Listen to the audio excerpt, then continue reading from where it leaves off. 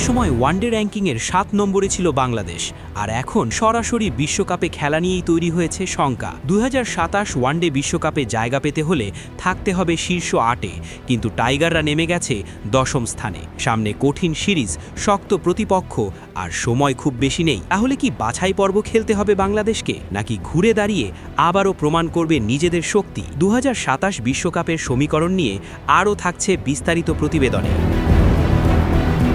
২০২৭ সালের ওয়ানডে বিশ্বকাপ অনুষ্ঠিত হবে সাউথ আফ্রিকা, জিম্বাবুয়ে এবং নামিবিয়াতে। ১৪ দলের এই বৈশ্বিক আসরে সরাসরি জায়গা পাওয়া এখন বাংলাদেশের জন্য বড় চ্যালেঞ্জ হয়ে দাঁড়িয়েছে। ইন্টারন্যাশনাল ক্রিকেট কাউন্সিলের নিয়ম অনুযায়ী ২০২৭ সালের ৩১ মার্চের মধ্যে আইসিসি ওয়ানডে র্যাঙ্কিংয়ের শীর্ষ ৮-এ থাকতে পারলেই সরাসরি বিশ্বকাপে খেলার সুযোগ মিলবে। দীর্ঘদিন ৭ম স্থানে থাকা বাংলাদেশ বর্তমানে নেমে গেছে ১০ম স্থানে, ফলে সরাসরি বিশ্বকাপে খেলা নিয়ে তৈরি হয়েছে বড় শঙ্কা। বর্তমান র্যাঙ্কিং অনুযায়ী ৭৭ রেটিং নিয়ে ৯ম স্থানে রয়েছে ওয়েস্ট ইন্ডিজ এবং ৭৪ রেটিং নিয়ে ১০ম স্থানে বাংলাদেশ।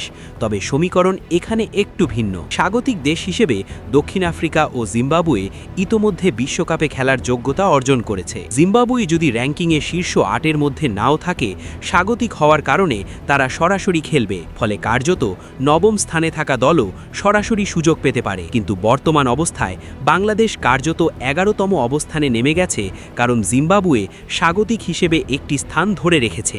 অর্থাৎ বাছাই পর্ব এড়াতে হলে ২০২৭ সালের ৩১ মার্চের আগে র্যাঙ্কিংয়ে অন্তত ৯ম স্থানে উঠে আসতে হবে টাইগারদের, আর সেটি মোটেও সহজ কাজ নয়। সামনে রয়েছে কঠিন সূচি।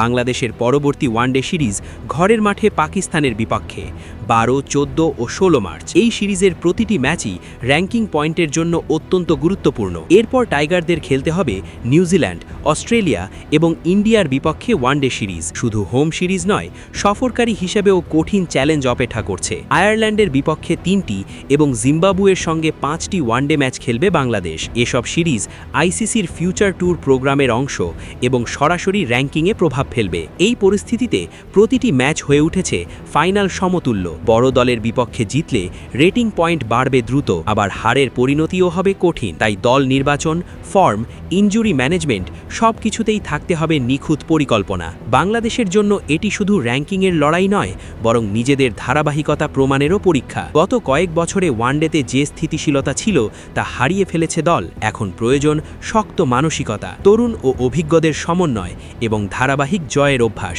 সব মিলিয়ে বলা যায় ২০২৭ বিশ্বকাপে সরাসরি খেলার পথ কঠিন হলেও অসম্ভব নয়। সময় আছে, সুযোগ আছে, কিন্তু ভুলের সুযোগ নেই। টাইগারদের সামনে এখন একটাই লক্ষ্য, র্যাঙ্কিংয়ে উন্নতি করে সরাসরি বিশ্বকাপ নিশ্চিত করা। তাহলে অপেক্ষা করছে কঠিন বাছাই পর্ব। এবার দেখার বিষয়, চাপের এই সমীকরণে বাংলাদেশ কতটা দৃঢ়ভাবে ঘুরে দাঁড়াতে পারে।